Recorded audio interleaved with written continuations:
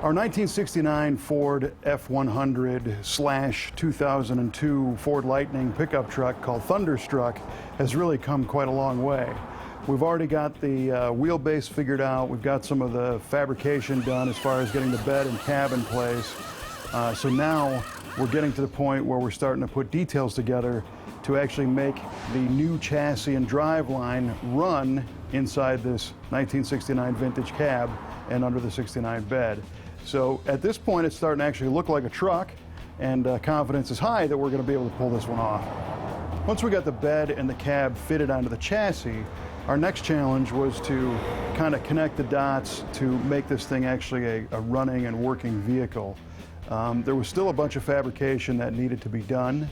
Little things like the bumper brackets on the front and rear, but from an engine standpoint. So we went to work fabricating a shroud to house all those coolers in the front, and we made a custom air box with an air tube that pulled fresh air from underneath the driver's fender well.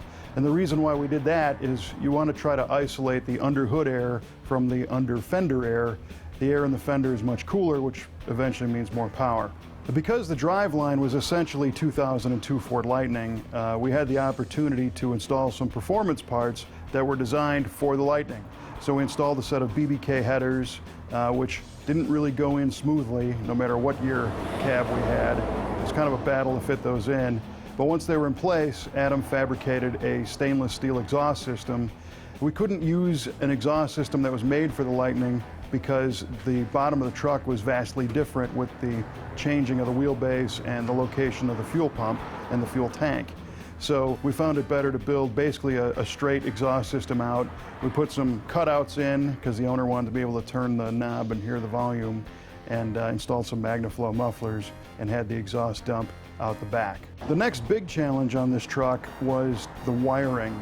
There is a lot of wiring in a 2002 Ford Lightning pickup truck, and not very much in a 69.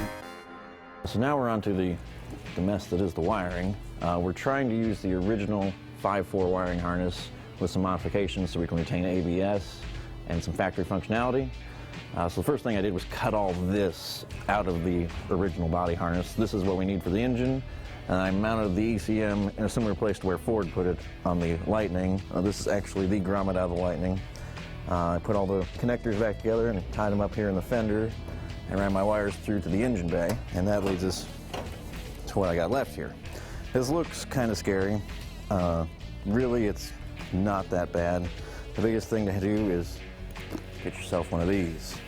This wiring diagram book literally has everything you would ever need to wire around these trucks. This is the ABS system, which we're going to try and retain. But as you're cutting stuff apart, just make sure that you're labeling it all. And then you can use the harness to stitch it all back together and only keep what we need. We're going to try and keep this as stock as possible. So we got the inertia switch, cut off fuel pump if it's ever in a wreck so it doesn't continue to run. And a couple other things. This has a 2-speed fuel pump to keep up with the supercharger. So we got to make all that work. Another aspect that required quite a bit of wiring was the audio system and the Vintage Air AC controller. So working on the air conditioning in the 69 F100, we're using a Vintage Air Gen 4 system. Unfortunately, they don't make a kit specifically for this truck. So I've taken some time to mount up the AC box, make some bracketry for that. Still have to get the front figured out here. The other problem is vents. The owner had a good idea to use the original ashtray location here, and I got a couple of Vintage Air's vents that were really close to fitting in here side by side. So I took and filed the edge down here, and I made a plenum to hold these here because they're not really designed to be that close together. But the end result is that this looks like it was meant to be there, and then we have a matching vent over here on the passenger side. The last problem is going to be here on the driver's side. We haven't quite figured out what to do with that. It may end up somewhere down here or under the column because the dash panel doesn't have a whole lot of options. But overall, for there not being a kit for this, it's coming together nicely and looks like it belongs here.